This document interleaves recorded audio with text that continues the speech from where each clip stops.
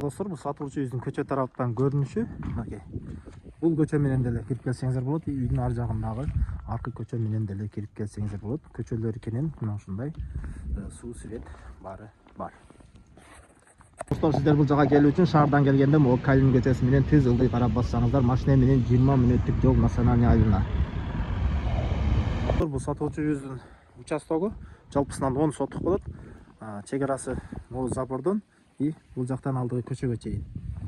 Мындай келгенде бул жак чек арасы мына үйдүн артынан 3 метр бери карап сылжыйт экен. Ушул жерден болуп калат экен.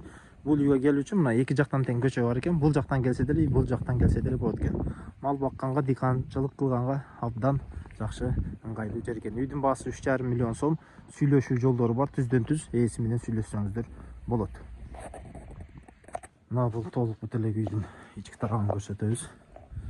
Киргенде эле моундай болгон коридор. Мынакей узун коридор экен. И бул жагында бир комната, бул жактан айнек место бар экен. И бул комнатаны эле сразу бул комнатага кирсе болот экен. Эки жакта эшик коюлуп тур, мына бул жактан дагы, бул жактан дагы. Ушундай.